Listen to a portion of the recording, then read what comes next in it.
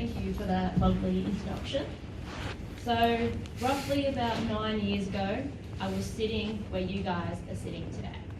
And never in my wildest dreams would I imagine standing up here in front of you, telling you about the challenges that I've overcome and the pride that I have felt in myself for overcoming those challenges.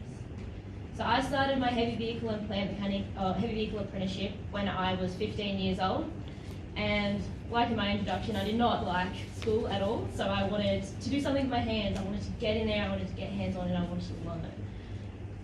Through that experience, I faced challenges. The challenges of doing something new, something for the first time, which is only just starting out for you guys.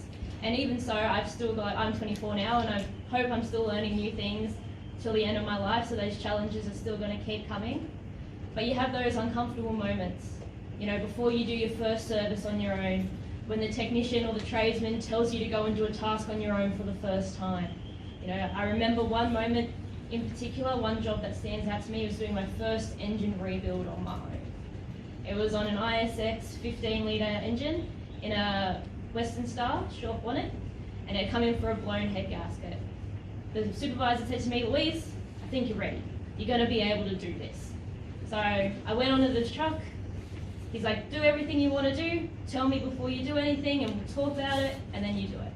So I went through and I did everything myself. I did the fault finding, I did my parts list, I did my inspection, I started to assemble. And some of the tasks I'd never done on my own before, like my in-chassis bearing roll, I never put on a head on my own before, I'd never tensioned 300 foot-pound plus torque turn on my own before. It was pretty exhausting, but I did do it all on my own. And that is one of my proudest moments and something that I was so nervous to do. And then from then, I realised that every time I felt uncomfortable and every time that I was scared, I was going to do something great and I was going to be super proud of myself. From there, I completed my apprenticeship when I was 19, and I left the company that I was working for to work for a smaller company, so I overcome another challenge, finding a new workplace, and then I become a field service mechanic. So I was out there in the field on my own, working on farm equipment, pretty much in the middle of a paddock, me and my ute and an operator who wanted their sheep to go. So that in itself was a challenge. I had to work on being a mechanic as well as communicating with someone who was quite annoyed at the time.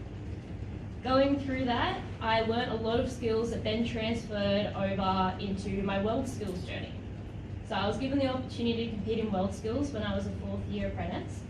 And from there I competed regionally, where I come second in heavy vehicle mechanics. And I thought, you know, this is cool. I went into that competition where I come second, you know, not wanting to come last. That was my goal. I was like, yeah, you know what, I think I can not come last in this. I ended up coming second. And then from there I went on to the national competition.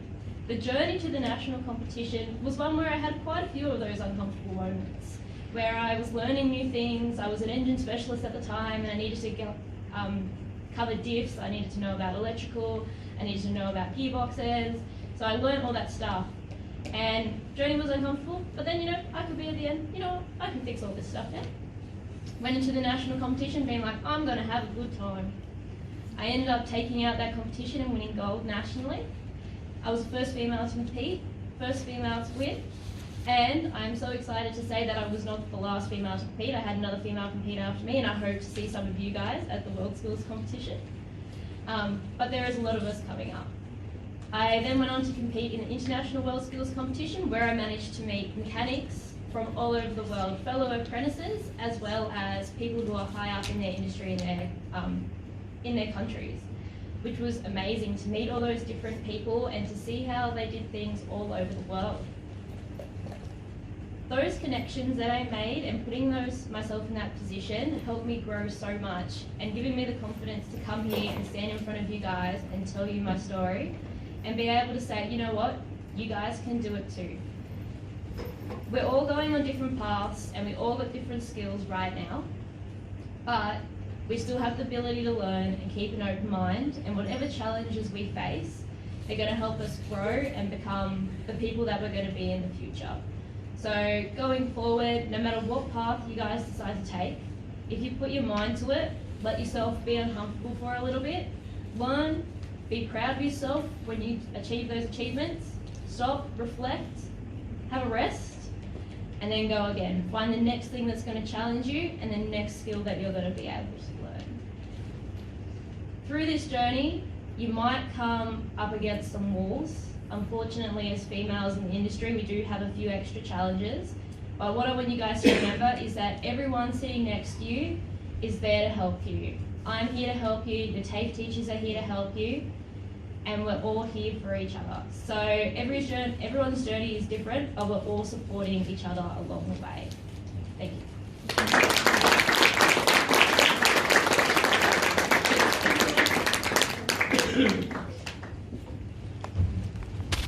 Thank you very much, Louise.